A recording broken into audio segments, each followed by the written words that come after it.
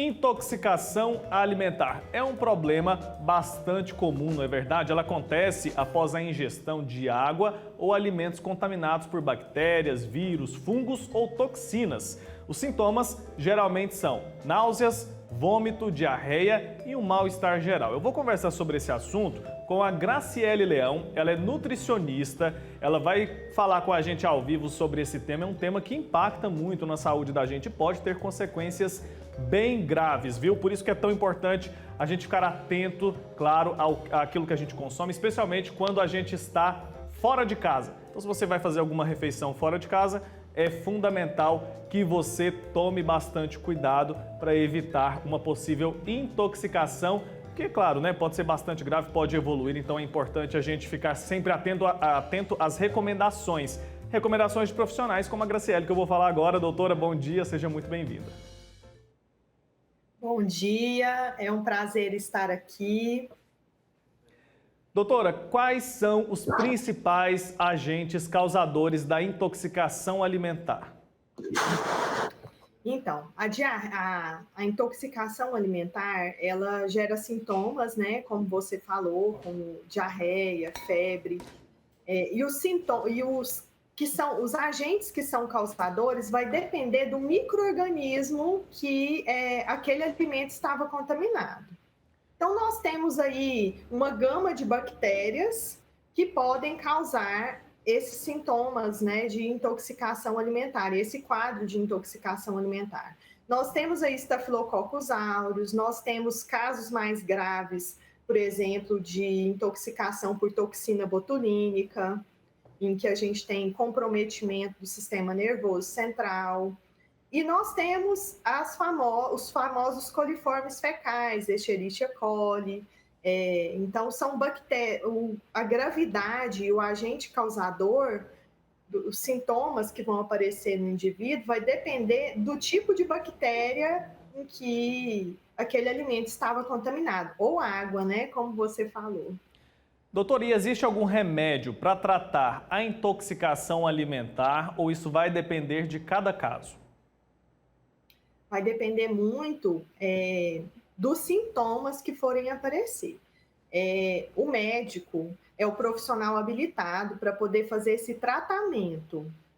Nós, nutricionistas, a gente atua na prevenção dessa intoxicação alimentar. Então, a partir do momento em que o indivíduo tem o quadro de intoxicação alimentar, ele já tem esse diagnóstico, o médico vai escolher qual medicamento que ele vai tratar esse paciente. Geralmente, ele trata os sintomas. Então, às vezes é necessário entrar com antibiótico-terapia, né? Ou às vezes é somente uma hidratação.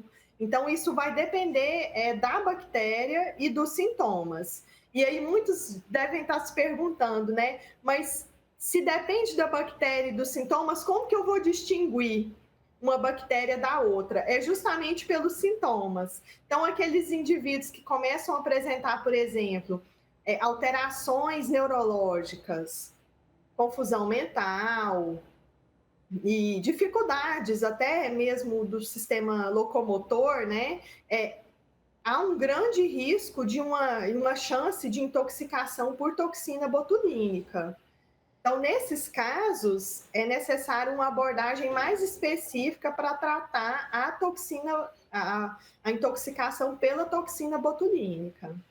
No caso, por exemplo, de uma intoxicação por Staphylococcus aureus, essa é uma bactéria que está muito presente no trato gastrointestinal, Doutor, nas vias respiratórias.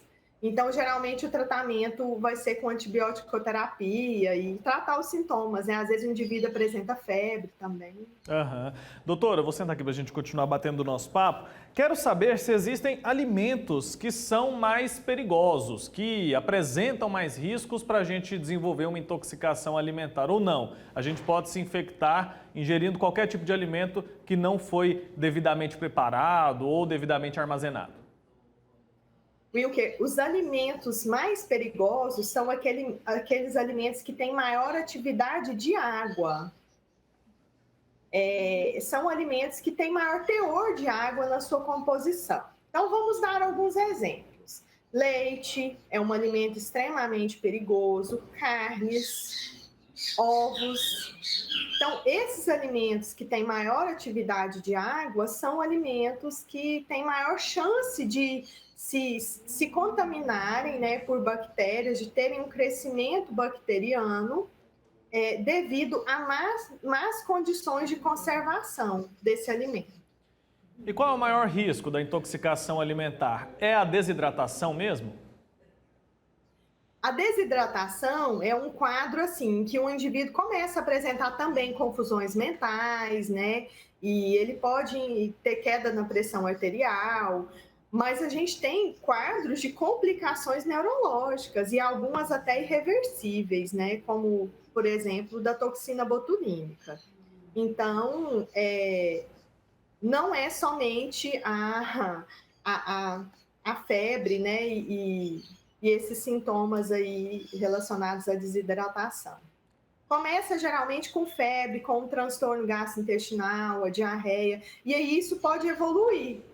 Então, ao perceber essa alteração gastrointestinal persistente e acompanhada de outros sinais e sintomas, né, dor abdominal, o que o indivíduo deve fazer? Ele deve procurar um pronto atendimento. Doutora, no início aqui da nossa conversa, eu mencionei que a gente tem que tomar cuidado quando for se alimentar fora de casa. Claro, a gente está sim exposto ao risco porque a gente não sabe de que forma aquele alimento foi preparado. Mas a gente pode também se contaminar dentro de casa, né? Justamente, às vezes as intoxicações dentro de casa são mais comuns que as intoxicações fora de casa. A gente precisa de ter alguns cuidados ao armazenar alguns alimentos, principalmente aqueles depois de prontos. Eu já vivenciei, né, na minha atuação, muitas pessoas que preparavam o alimento e acondicionavam ele no intervalo do almoço para o jantar fora de refrigeração. Às vezes até dentro do forno do fogão. E eu sempre costumava usar um termo brincando, né, durante os treinamentos, eu sempre falava assim, olha, bactéria gosta de lugares que são mornos, né, de lugares que são confortáveis. Então, elas gostam de calor. Doutora, calor confortável, é a temperatura morna, né? Temperatura de 5 graus até 54 graus, até menos de 60 graus. Essa é a temperatura ideal para o crescimento microbiano. E elas também gostam de umidade. E é tudo que a gente oferece para elas quando faz isso, né? Isso, justamente. A gente está tratando da bactéria ali. A gente está dando condições ótimas, né, para o crescimento e desenvolvimento. Então, eu terminei o preparo do almoço, terminei de fazer a minha refeição. O que eu devo fazer? Eu devo acondicionar esse alimento na geladeira. Ele tem os alimentos que não são mantidos ali naquela pista de aquecimento, como acontece em restaurantes, né, industriais. Então, se eu faço isso na minha casa, eu terminei o almoço e ele fica na temperatura ambiente, eu tenho um período de, no máximo, 2 horas para condicionar esse alimento na geladeira. Tem que tomar bastante cuidado. Tem que chegar a 10 graus, a menos de 10 graus. Doutora, agora é o seguinte, queria falar um pouco sobre a questão da automedicação. Isso pode representar um risco, né? Sim. É muito comum, né? O brasileiro, isso é hábito do brasileiro, se automedicar. E o acesso a serviços de saúde tem sido muito otimizado, né? E não por isso, não é uma justificativa, é porque isso é hábito do brasileiro mesmo, a gente é acomodado, né? E aí a gente prefere se automedicar que procurar um auxílio. As automedicações, elas podem ter interações com, às vezes, outro medicamento que o paciente toma, né? Às vezes ele toma um medicamento para controle da pressão arterial e ele está tomando um chá, né, um outro medicamento que também promove queda de pressão arterial, então isso tudo é muito perigoso. Até mesmo os fitoterápicos. Às vezes a gente acha que um remédio natural ele vai ajudar no tratamento e tudo depende da dose também, né, que o indivíduo consome. Então, a automedicação é um risco. Se o que a gente orienta é se o indivíduo perceber a persistência, observar a persistência desses sintomas de um dia para o outro, ele deve procurar uma assistência médica para que seja feito o tratamento adequado desses sintomas e sejam descartadas as intoxicações por bactérias que são, inclusive, letais, né? Existe algum grupo que precisa tomar mais cuidado? Por exemplo, pessoas que têm problemas estomacais, crianças, idosos, essas pessoas estão mais suscetíveis a desenvolver quadros graves? Estão mais vulneráveis, né?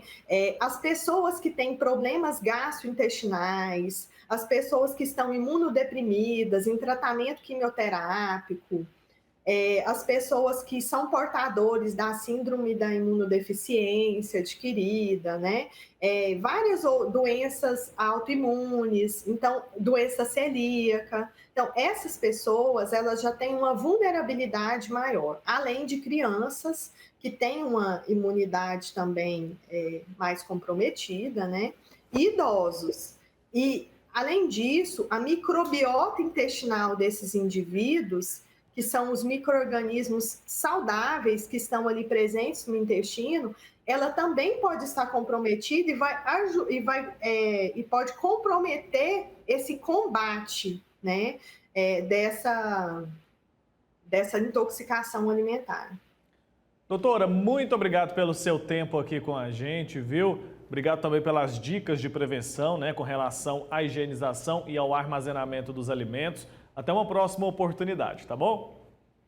Wilker, eu que agradeço, um prazer muito grande estar aqui e precisando a gente está aqui à disposição. Em nome da Universidade Federal de Catalão, eu sou pesquisadora na universidade, eu agradeço o convite e A até a gente que próxima. agradece essa parceria, viu?